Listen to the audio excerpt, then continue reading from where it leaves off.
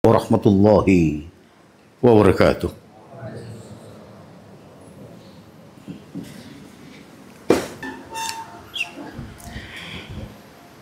Innal hamdalillah nahmaduhu wa nasta'inuhu wa nastaghfiruh wa na'udzu billahi min shururi anfusina wa min sayyiati a'malina. من يهده الله فلا مضل له ومن يضلله فلا هادي له. أشهد أن لا إله إلا الله وحده لا شريك له وأشهد أن محمدا رسول الله. يا أيها الذين آمنوا اتقوا الله حق تقاته ولا تموتن إلا وأنتم مسلمون. اللهم صل على محمد وعلى آل محمد كما صليت على إبراهيم وعلى آل إبراهيم إنك حميد مجيد. وبعد إخوان في الله رحمكم الله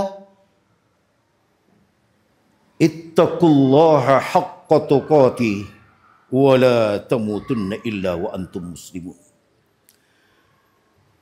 Jemaah Jumat yang berbahagia, saya wasiatkan kepada diri sendiri dan kepada antum semuanya bahwa surga hanya akan bisa ditempati oleh mereka yang bertakwa.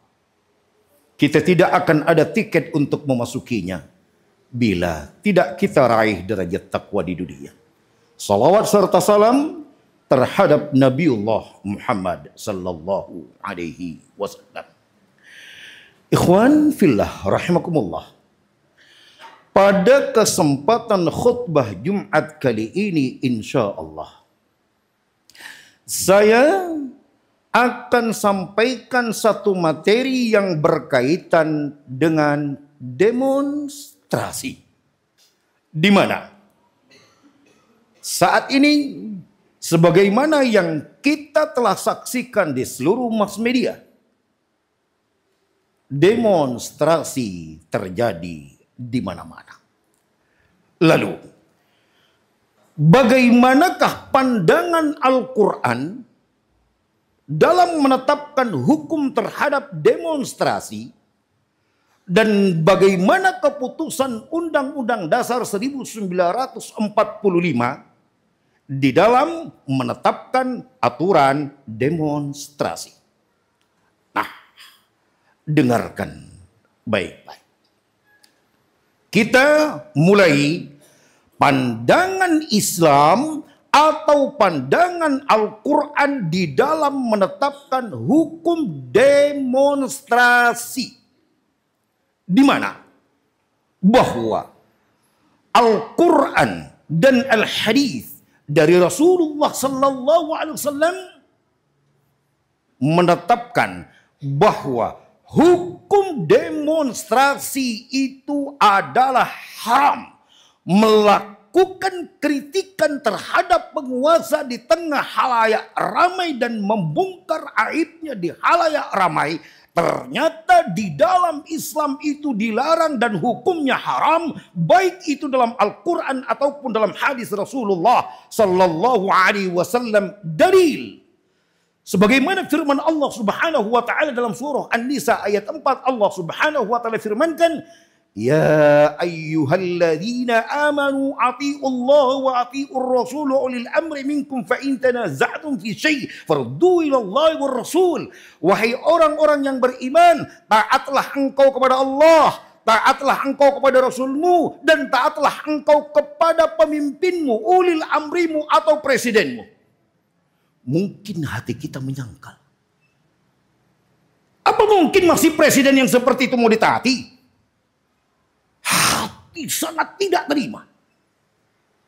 Apa mungkin penguasa anggota dewan yang curang, yang korupsi dan lain sebagainya, yang tak pernah memperhatikan lagi tentang kondisi rakyatnya, apa tetap mau ditaati? Yang jelas-jelas zalim? Lah, kamu tidak tahu apa di balik Allah menekankan agar kamu tetap taat. Ini Allah yang bicara. Wallahu alim. Dan Allah yang maha tahu. Alimul ghaib, bahkan kegaiban yang tak pernah kau ketahui, Allah telah ketahui. Ternyata itu ditetapkan. Mungkin kita berkata, tapi hati tak akan bisa menerimanya. Dengan kezaliman yang seperti itu. Mungkinkah ini akan kita praktekkan? Taat, taat, taat. Ayo kita buktikan. Pada hadis yang diriwayatkan oleh Imam Muslim, Auf bin Malik al-Auza'i pernah ngobrol tentang itu dengan Rasulullah sallallahu alaihi wasallam. Berbicara di tengah para sahabat tentang akan datangnya satu masa bahwa akan ada pemimpin yang sangat-sangat zalim. Apa kata Rasulullah SAW? Dikatakan sifatnya oleh Rasulullah, tubghidunakum wa yubghidunahum. Akan ada satu pemimpin yang pemimpin itu sangat benci dengan rakyatnya. Dan rakyatnya pun juga sangat sekali benci dengan dia. Yal'anunakum wa tal'anunahum. Bahkan saling mengutuk. Rakyat mengutuk pemimpin, pemimpin mengutuk rakyat. Sama-sama saling melaknat. Kita belum sampai ke situ. Auf bin Malik al-Auza'i berkata kepada Nabi, "Ya Rasulullah, apakah ketika aku menjumpai keadaan itu, afala nunabiduhum bisayf? Boleh enggak kami perangi? Kami kudeta, kami jatuhkan, bahkan kami bunuh atau kami perangi dengan pedang atau persenjataan?" Rupa-rupanya hati para sahabat lebih jauh kecewa dan lebih jauh bernafsu untuk membunuh presiden yang seperti itu ketimbang kita. Tapi apa jawab Rasulullah SAW? La, jangan pernah kau lakukan itu. Ma'aqamu fikum shalah. Selama pemimpinmu itu masih tegakkan salat, kau tidak boleh kudeta. Pak Prabowo masih tegakkan salat, pemimpin kita masih tegakkan salat. Mungkin kita berkata, tapi hati masih belum terima. Iya, 2 buah hadis saja. Karena ini khutbah Jumat yang tidak mungkin kita terlalu panjang. Kita lewati dulu. Ada lagi yang lebih buruk. Pada hadis yang diriwayatkan oleh Imam Muslim, yang diriwayatkan langsung oleh sahabat Hudzaifah bin al-Yaman. Sama. Ketika Rasulullah sallallahu alaihi wasallam berbicara di hadapan para sahabat dan berdialog langsung dengan Hudzaifah bin al-Yaman, maka pada saat itu Rasulullah kabarkan, hati-hati. Suatu saat akan datang masanya apa? Rijalun qulubuhum qulubus syayatin fi jusmanil ins. Akan datang masanya suatu saat akan ada seorang presiden, wujudnya manusia tapi berhati setan. Bayangkan. Manusia wujudnya tapi berhati iblis. Adakah sekarang? Belum dapat. Siapa yang kita pandang buruk? Kepemimpinan Pak Jokowi. Belum masuk sampai berhati seperti hati setan dan iblis. Pak Prabowo belum masuk pada masa, pada fase ke hati berhati seperti hati setan. Rasulullah sallallahu alaihi wasallam yang diberitakan kepadanya wahyu. Wa ma yantiqu 'anil hawa in huwa illa wahyu yuha. Diwahyukan kepadanya, itu bakal ada nanti, ini enggak seberapa, mungkin 10, 20, 30, 50 tahun yang akan datang, bakal datang pemimpin yang seperti itu. Kita belum seberapa sekarang. Nah, Hudzaifah pun geram. Pemimpin berhati setan, gak tanggung-tanggung. Sampai Hudzaifah berkata, "Ya Rasulullah, kaifa asna'u in adraktu dzalik?" Kira-kira, wahai Rasulullah, apa yang harus aku lakukan bila aku temui presiden yang seperti itu? Faqala Rasulullah sallallahu alaihi wasallam. Maka Rasulullah berkata, apa? Tasma'u wa tuti'u lil amir. Tetap engkau dengarkan dan taat kepada pemimpin itu, wa in dzuriba dhakhruka wa ukhidha maluk. Walaupun dengarkan dia, taati dia, walaupun pun dhuriba dhahruk, kau semua dipukul di atas pundakmu ini. Dhahruk, tengkukmu digebukin di tengah jalan. Dan bukan sekadar mengkorupsi uang negara, ukhidha maluk, bahkan mereka sudah mencuri uang yang ada di rumahmu. Bukan lagi nilai dan korupsi uang negara, terang-terangan uang di rumahmu diambil oleh mereka. Isma'uti, kata Nabi sallallahu alaihi wasallam, tetap kau dengarkan dan kau taati. Rupa-rupanya hati masih belum menerima. Iyalah, anggaplah hati saya dan hati antum tidak menerima jemaah yang hadir sekarang. Lalu di mana engkau di atas Rasulullah SAW, di bawah panduan Rasulullah? Ini Allahmu yang bicara dalam Al-Quran.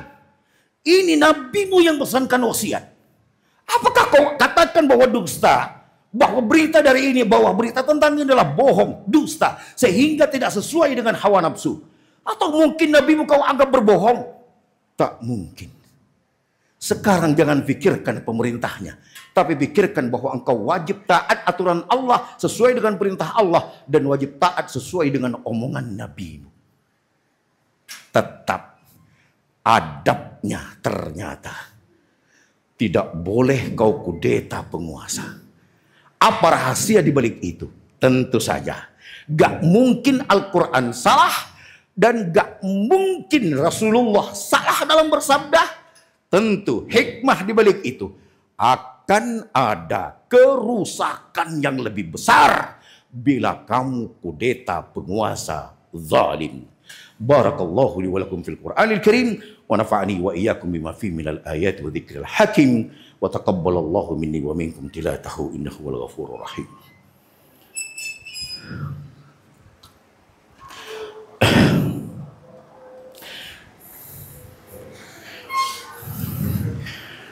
Alhamdulillah, wassalatu wassalamu ala Rasulillah wa ala alihi wa sahbihi wa mawalah.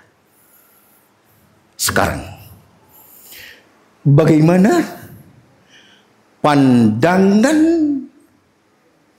undang-undang, aturan menurut undang-undang kita di Indonesia ini, Undang-Undang 1945 dalam menetapkan hukum demonstrasi.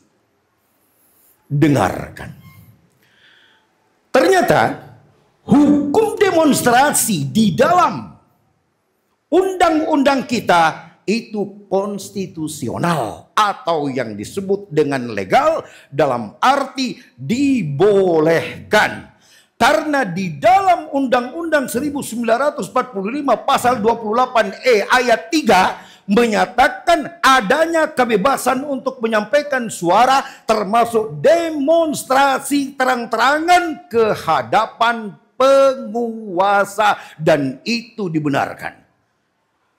Dan kemudian pada undang-undang anak turunnya pada nomor 9 tahun 1998 dari pasal 1 sampai 4 dan 14 sampai 17 ditetapkan bahwa kebebasan untuk menyampaikan aspirasi di hadapan khalayak ramai dibenarkan oleh undang-undang, sehingga demonstrasi dibolehkan karena itu memang aturan negara kita. Dan pasal berikutnya dikatakan, tetapi setiap para pelaku demonstrasi ini wajib untuk melaporkan ke Polri atau ke polisi atau kantor yang dekat dengan setempat minimal 3 kali 24 jam sebelum pelaksanaan demo. Dan dalam pasal berikutnya yang 14 sampai ke 17 dikatakan diantaranya, bila ternyata pada demo itu terjadi anarkis, penjarahan, pembunuhan, dan lain sebagainya, maka polisi berhak untuk membubarkan dan menghentikannya secara paksa. Singkatnya, kenapa ada demonstrasi? Jawabannya, karena negara membolehkan dan melegalkan. Kenapa dilegalkan dengan negara? Oleh negara? Jawabannya, Itulah kelemahan hukum demokrasi. Karena demokrasi itu anak turunannya adalah demonstrasi. Kenapa demikian? Demokrasi adalah berasal dari kata demos dan kratos, di mana artinya adalah kekuatan ada pada rakyat. Jadi dari rakyat, oleh rakyat, dan untuk rakyat, dan kembali ke rakyat. Akhirnya rakyat yang ngeributin. Demokrasi itu membalikkan aturan bahwa kekuasaan ada pada rakyat, sehingga ada didudukkan di sana yang disebut dengan MPR, Majelis Permusyawaratan Rakyat, DPR, Dewan Perwakilan Rakyat. Apa yang dimaksud? Anggota dewan itu, anggota MPR itu wakil, yang ketua dan berkuasa rakyat. Dia dipilih oleh rakyat untuk duduk, untuk menyampaikan keinginan, inspirasi, aspirasi rakyat. Bukan DPR yang menetapkan aturan untuk menzalimi rakyat. Makanya mereka memungkiri hukum demokrasi. Karena itu, bila demokrasi telah gagal, maka aturan daripada demokrasi kembali ke awal, demonstrasi. Maka rakyat yang menjadi raja, yang menjadi penguasa, ia ngeributin, ia mendemo dewannya, wakilnya yang didudukkan yang telah mengkhianati mereka, maka disebutlah dengan demonstrasi. Bagaimana dengan kita? Hukum negeri sesuailah berlaku dengan hukum negeri kita. Kita bagaimana? Oh, kami punya akidah, sehingga pasti kami akan bicara di atas agama kami. Demonstrasi haram. Kalaupun kemudian negara menghalalkan. Alhamdulillah di Kota Prabumuli ini, karena kajian yang kita mulai sejak tahun awal 2000, ikhwan udah banyak faham tentang ilmu. Akhirnya demonstrasi sepi. Tidak banyak yang melok. Satu memang karena tahu udah syariat. Yang kedua malu mengikuti karena tahu bahwa di antaranya udah jelas bahwa itu adalah perbuatan yang haram. Alhamdulillah aman. Maka seharusnya penegak hukum, kepolisian, TNI bersyukur dengan adanya dakwah salaf di Kota Prabumuli ini. Lihat buktinya. Palembang. Saya hampir 10 tahun isi pengajian di Polda. Alhamdulillah. Polisi pada mengerti. Dan kemudian orang-orang di sana tidak mau lagi berdemo besar-besaran. Karena udah tahu sunnah. Terakhir. Jadi bagaimana dengan kita? Nah. Lalu bagaimana kita, Ustadz? Tetap ada solusinya. Pada hadis yang diriwayatkan oleh Al-Imam Ahmad, pada hadis nomor 1098, Rasulullah Sallallahu Alaihi Wasallam pesankan. Ini dia yang terakhir. Man arada ayyan sahli sultan, fala yubdihi lahu alaniyah. Maka barang siapa di antara kamu yang mau menyampaikan nasihatnya kepada presiden penguasa, maka tidak boleh terang-terangan kau lakukan di halayak ramai. Akan tetapi apa? Walakin liyakhudha biyadihi. Akan tetapi ambil kedua tangannya, datang ke kamarnya, datang ke kantornya, bicaralah 4 mata di situ. Siapa yang bicara? Ulama. Bukan orang partai, itu musuhnya sebelum datang. Bukan ulama partai, ulama yang memang tidak terkait dengan kepartaian.